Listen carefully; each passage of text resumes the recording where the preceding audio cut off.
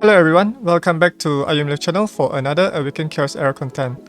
In today's video, I'll be showing you my latest team that I have created to speed farm the Roaring Tulpa stage 12 using the newly acquired legendary hero, Gangelo from the limited summon. Before I begin the video, do check out my previous videos on the Roaring Tulpa to get an understanding on how to build a strong, solid team using the free-to-play heroes. Without further ado, let's get started. So for my stage 12 Roaring Tulpa team, I have Gangelo, Santis, Ravyn, and Valeria. Gangelo, Santis, and Ravyn are my primary damage dealers to poison the boss, whereas for Valeria, she's here to nuke down the first 2 waves quickly to save some time. If you do not have Valeria in your account, you can substitute her with Zatlux, who is obtainable by completing the Covenant's quest. And for Gangelo and Santis, they are equipped a revival set, whereas Ravyn, she's equipped in a curse set to apply more poison through her basic attack. For Valeria, she's equipped in an every set to deal 50% more damage to the enemies. For the spells, I have selected Last Breath and Gaia's Renewal. Last Breath is to revive the ally who is killed by the enemy. So in this case, it'll be Santis since she is the weakest element in the team. And Gaia's Renewal here is for additional supplementary healing, since there's no dedicated healer here. So let's see them in action. At the start of the battle, Valeria will use her ultimate ability to nuke down the first 2 waves, and her ultimate ability will be reset each time when she kills an enemy. It will reduce the skill cooldown by 1 turn. So on wave 3, Santis will perform her ultimate ability to apply poison to all enemies, followed by Gangelo. Gangelo will apply the no positive effect if the enemies has a poison negative effect on them. For Ravyn, I have disabled her abilities, so she will use her basic attack to apply more poison debuff on the enemy.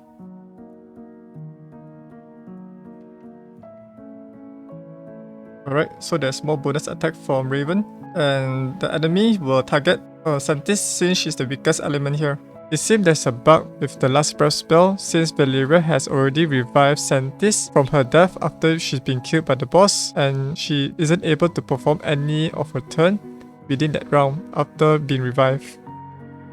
And once Santis takes her turn, she will extend the poison debuff duration for 1 more turn, and also increase the debuff on the enemy as well. So this is how the team works. And let's see how fast it takes to complete the run. So with using this team, it takes around about less than 90 seconds, around about 78 seconds to complete each run. Alternatively, you can use Valuk instead of Ravyn if you do not have a build. What makes a Valuk special is that whenever the enemy attacks his allies, they will gain 1 stack of poison. Since the Roaring Tulpa boss will form a counter attack, this will increase the chances to apply more poison stack on the enemy. So let's see them in action.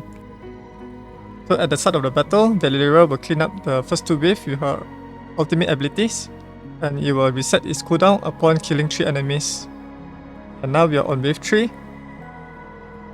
I have speed tuned so that Valeria will go first to save some time, and the second hero, which is Santis, will take her turn to use her ultimate ability followed by Gangelo's.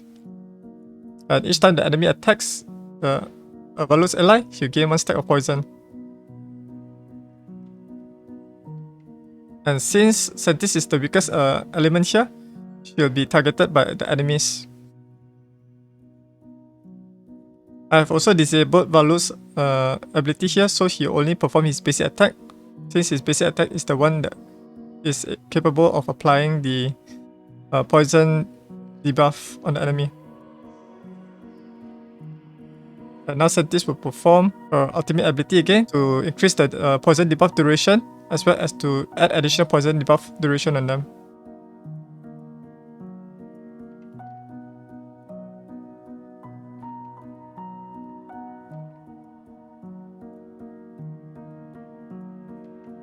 So this battle takes around about 78 seconds, and the longest time it will take is around about 90 seconds as well. This is my third team, which replaces Valeria with Zatlux to showcase him how he works in Roaring Tulpa. as the damage dealer to clear the first 2 waves, and he is obtainable by completing the quest from the Covenants. And the team I'm currently using is to use Gangelo, Santis and Valuk as my poison damage dealers to nuke down the boss. For the spells, it will be the same, which is to use the Last Breath as well as the Gaia's Renewal. So let's see them in action. So at the start of the battle, both Santis and Gangelo will use their ultimate ability, and Zatlux will finish off the remaining waves. And for the second wave, both Gangelo and Santis will use their special abilities on a random enemy here, and Zatlux will finish off the remaining enemies again using his ultimate ability, which resets his cooldown upon killing an enemy here. On wave 3, Santis will use again her ultimate ability since the cooldown has been reset. Same applies to Gangelo as well. So whenever the enemy attacks Valuk's ally, they will gain 1 stack of poison as well as the accuracy down. Accuracy down allows my heroes to dodge the enemy attacks.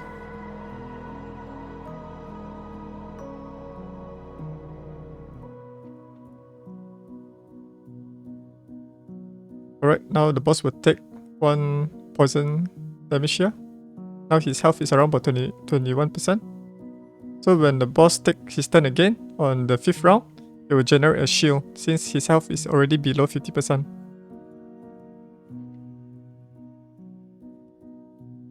And in round 6, the boss will be defeated by those poison.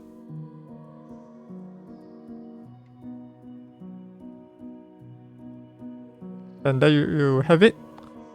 It's quite a quick battle. Let's see how long it takes. So this run takes around about 94 seconds because Zatlux wasn't the first hero to perform the finishing kill in the first 2 waves. So if you were to speed tune Zatlux to go first, then the time it takes will be, I think it can cut down by 5 seconds or more. So let me show you how I built each of these heroes and what are the gears that I equip in. So the first hero in my team is Valeria. She is my AoE damage dealer to clear the first 2 waves. Here are her total stats. She has around about 3200 attack, 176 speed, 100% critical rate, and 240% critical damage. For the speed, I think you just need more than 145 speed to go before the enemies, because the enemies in Roaring Tulpa are pretty slow, much more slower compared to Queen of Tides. The critical rate is important to have it 100%, so it will make the run much more consistent to clear the first 2 waves. Right, so let's check out the gears. So Valeria is equipped in 2 sets. One is Vanguard set, which provides additional 15% defense. This is unnecessary, but the most important is to have an Every set, which grants Valeria a 50% bonus damage when she performs an AoE attack. So let's check out each piece of the equipment. This is the weapon that has some attack, critical damage, and some health. And there's something special about Valeria because she needs a lot of health, because her ultimate ability deals damage based on her health stats. So the lower health she has, the lower damage that this ultimate will deal damage to the enemies. So you want to find an Every set that provides attack, critical rate, and critical damage, and some health percentage. So this is the helmet. It has some focus, attack, critical rate, and health percentage. Focus is also quite good for her, since she's able to apply the defense down using her basic attack. And this is her chest plate with some precision, health percentage, critical rate, and critical damage. This is her speed boots to make her to go first in the battle, so she will nuke the first 2 waves quickly. And this is the critical ring that has some focus, substats, defense, and critical damage. And last but not least, she has an attack necklace that has some speed and critical rate. Her glyphs and abilities are all maxed out here. Alright, for the second hero, I have Gangelo. So Gangelo is here to amplify the poison damage through his trait.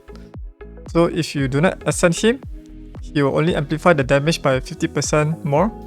And once you ascend him twice, he will amplify the damage up to 100%, which means if you cast one poison on the enemy, it's as if that you apply 2 poison instead. So let's check out the Gangelo total stats. He has about 22,000 health, 1,600 defense, 167 speed, and 100% focus. So you do not need to achieve this high stats. Actually, this stats is meant for a Gemini Dragon. You just need around about, I think, 18,000 health, 1,200 defense, and some speed to go before the enemies. And 70% to 80% focus to allow him to apply the poison consistently. Next, we have the gears. He's equipped in a revival set to allow him to survive in the battlefield, since there's no dedicated healer here. So this is the weapon. It has some focus and health substats and some defense to increase his survivability. And this is the helmet. It has some focus rolls here and defense. For his chest plate, he has some health rolls, resistance and precision. And he has a speed boots with some focus and defense. And he has a health ring with some focus here. Focus is important to apply the poison. And finally, we have the health necklace that has some defense stats. His glyphs and abilities are all maxed out. Alright, let's move on to the third hero. So we have Valeria done, Gangelo done, and who else? And Santis. So this is Santis. You can obtain her through hero synthesis. And these are her total stats. She has about 23,000 health, 1,600 defense, 171 speed, and 81% focus.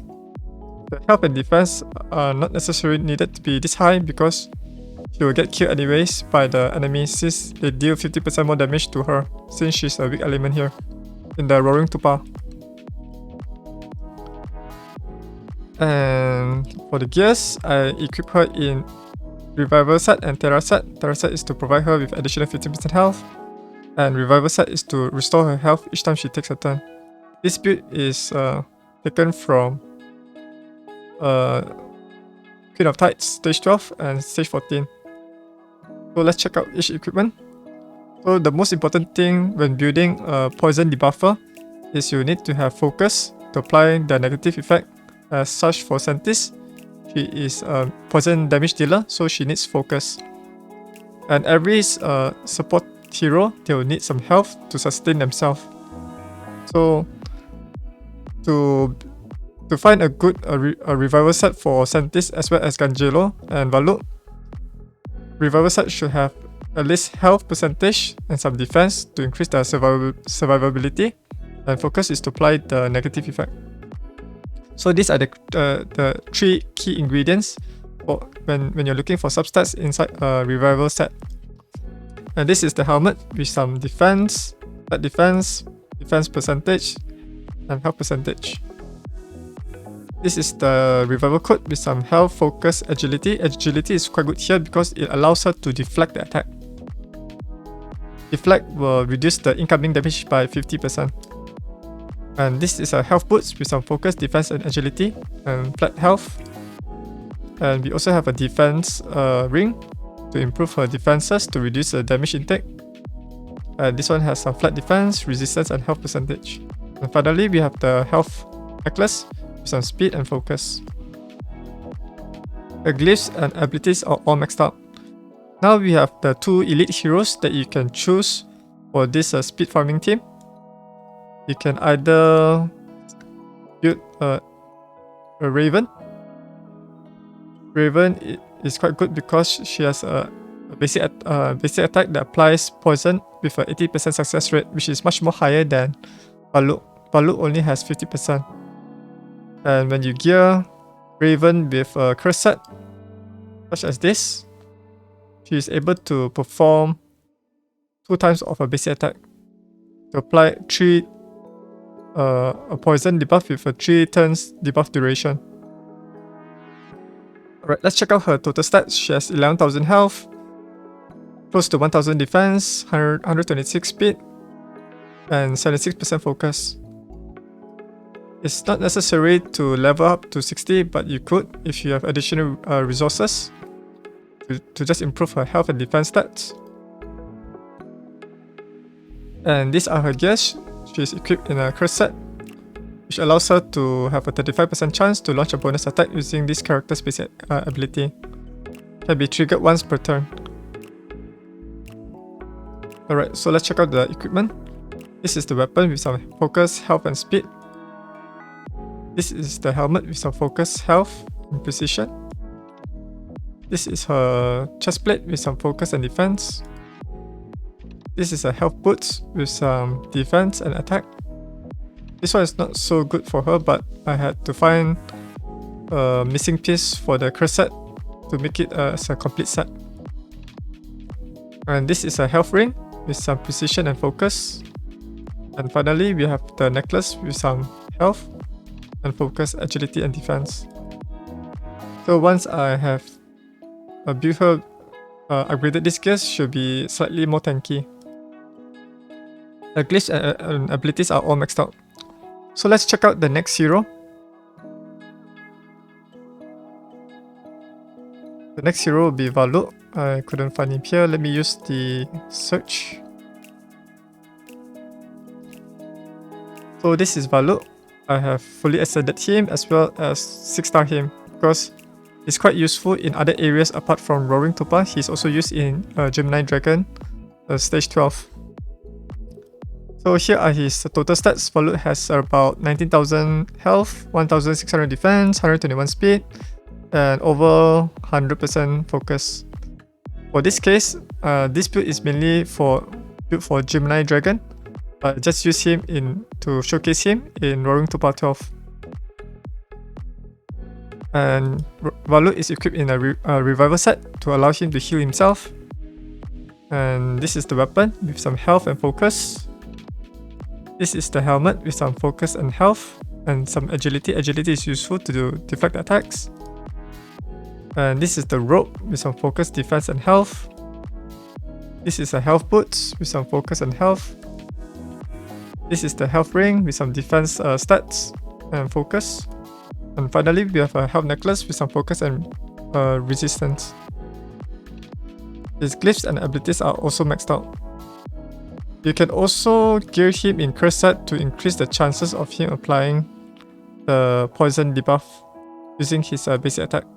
But it's a 50% chance. This is my Zatlux. Here are his total stats. He has around about 4,500 attack, 10,000 health, 145 speed, 100% critical rate, and over 300% critical damage. You just need him to have at least around about 3,500 to 4,000 attack for stage 12, and around about 200% critical damage to finish off the first enemies in the first 2 waves. The build that you're seeing here is primarily used for Queen of Tides stage 14. That's why the stats is quite high. Let's check out the gears. He's geared in a warrior set and raider set. So let's check out the substats on each equipment.